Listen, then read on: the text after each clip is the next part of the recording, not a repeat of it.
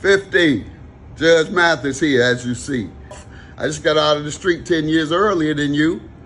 Respect you, man. I respect your work. Now let us get some money, man. Good luck on all your endeavors. You're doing a hell of a job.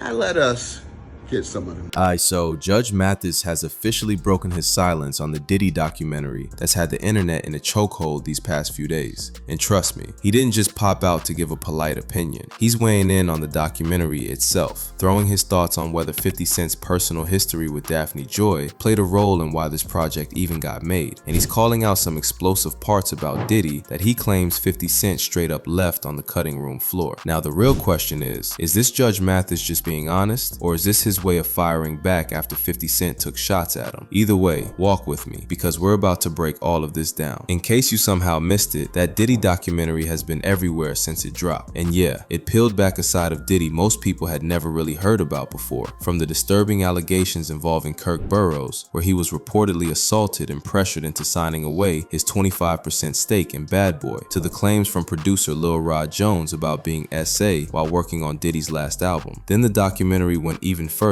digging into theories about Tupac and Biggie's deaths, and even alleging that Biggie's own estate had to cover funeral costs through his royalties. Now, beyond all those bombshells, there was a whole lot of debate online about how true the documentary really was, as some people felt like this was less about truth and more about payback, especially with people saying 50 Cent was getting revenge over old personal drama involving Diddy and his baby mama. But no matter which side people were on, one thing fans definitely agreed on: the documentary felt way too short, and it left way too many questions unanswered. Just days after the documentary dropped, 50 Cent popped up as a guest on the Sherry Show, where he was put on the spot about the project. They asked him straight up why the documentary was so short, and of course, whether a part 2 was in the works. Now listen closely to what 50 had to say. This is a lot of the personal footage of Diddy. It shocked a lot of people.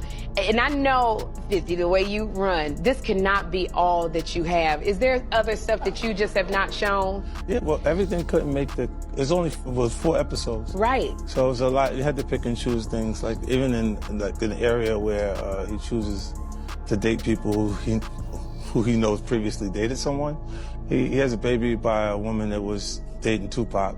Wow. To add to it, but we had to cut it down so it couldn't. For time. Yeah. So are you coming out? I know next year is going to be a number 2. Season 2? Or I just put it on YouTube. I just put it on YouTube.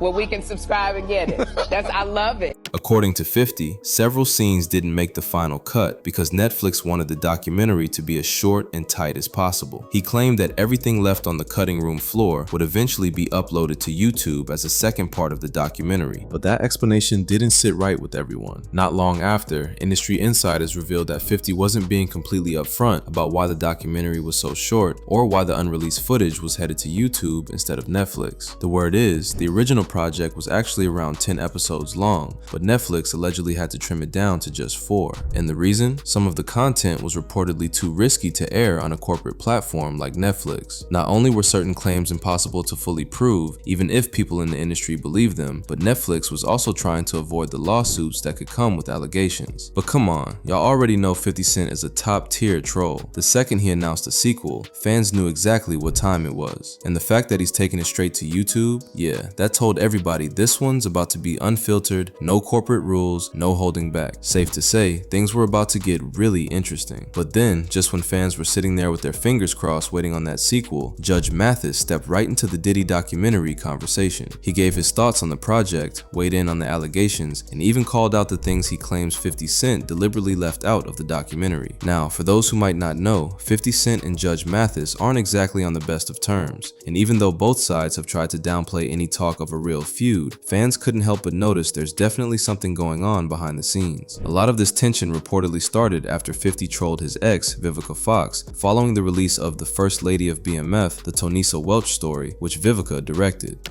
Yeah, well, you know, he know the street ethics, man. He making a comment on the movie that I had sold and executive produced and had gotten Vivica Fox to direct. Yeah, I watched it. Yeah, and his comment was, He took a shot at Vivica, fine, and took a shot at Tonisha, fine. Come on, man, that's disrespectful, you know that. You know, if I was a square, maybe he could talk like that, but he know that that's disrespectful for cats like the two of us who come from where we come from.